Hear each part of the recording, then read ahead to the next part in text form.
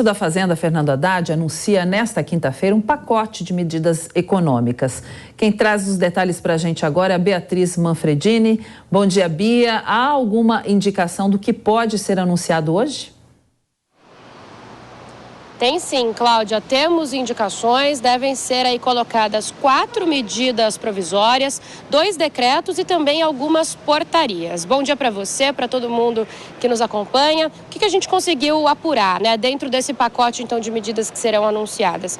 Ele vai, por exemplo, o ministro da Fazenda, Fernando Haddad, propor ali o fim do desempate a favor dos contribuintes em julgamentos administrativos do CARF, o Conselho de Administração de Recursos Fiscais. O que isso quer dizer? Que ele vai determinar a volta do voto de qualidade, quando um representante da Receita Federal é quem faz o desempate nesses casos com o voto duplo.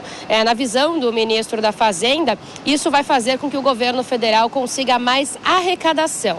Além disso, outra medida vai propor ali a reoneração de alguns impostos que foram reduzidos no final do ano passado, principalmente aqueles que dizem respeito aos das receitas finais de grandes empresas. Então, esses são alguns exemplos do que será anunciado hoje. A grande expectativa e o que quer o ministro Fernando Haddad é diminuir o rombo nas contas que está previsto para o final de 2023, um rombo aí na casa de 231 bilhões de reais. Inclusive, quando tomou posse do Ministério da Fazenda, Haddad fez referência a esse valor que chamou de absurdo. Então, essas medidas que serão colocadas hoje, elas devem aí resultar no impacto para o governo federal que vai de 100 a 150 bilhões de reais. A gente não tem o valor ainda, porque esses cálculos ainda estão sendo feitos, mas então é uma forma de reduzir esse rombo. Nesse anúncio, então, que acontece no Palácio do Planalto, estarão presentes alguns ministros, como, por exemplo, Rui Costa, da Casa Civil, e Simone Tebet, do Planejamento.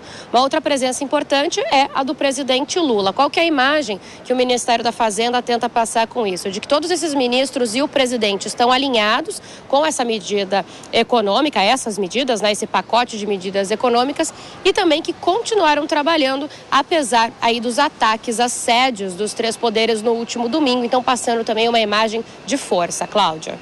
Obrigada, Bia, aí pelas suas informações. Até daqui a pouquinho. Hora certa agora, 10h56. Vamos chamar o Diogo Schelp. Diogo, a Bia trouxe a informação aí de um déficit projetado para esse ano de 230 bilhões de reais. Essas medidas do Fernando Haddad, nosso novo ministro da Fazenda, é de equilibrar as contas públicas, né? Tentar equilibrar.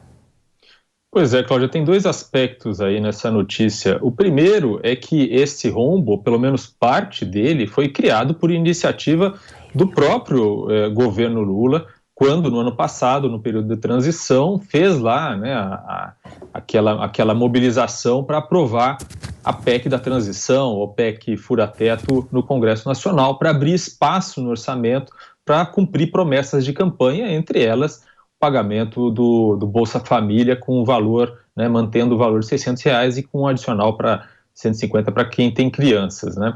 Então, além disso, outros gastos foram também incluídos naquela PEC. Então, a gente precisa lembrar que o Haddad fala aí com estupefação desse rombo que vai acontecer, mas parte desse rombo foi criado pelo próprio governo.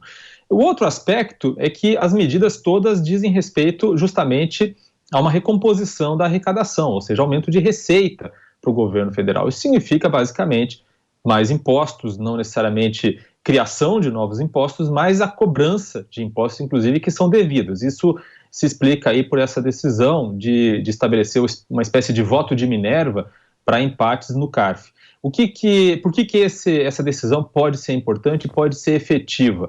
Porque os processos no CARF saltaram nos últimos tempos de 600 bilhões de reais para 1,2 trilhão de reais. É óbvio que se puder acelerar a conclusão desses processos, muito disso vai se transformar em pagamento, né, de dívidas tributárias. Então, daí a necessidade de fazer isso. Mas não se fala em corte de despesas, em corte de gastos. Então, esse é o elemento que falta nesse pacote econômico, pelo menos o que se sabe até agora.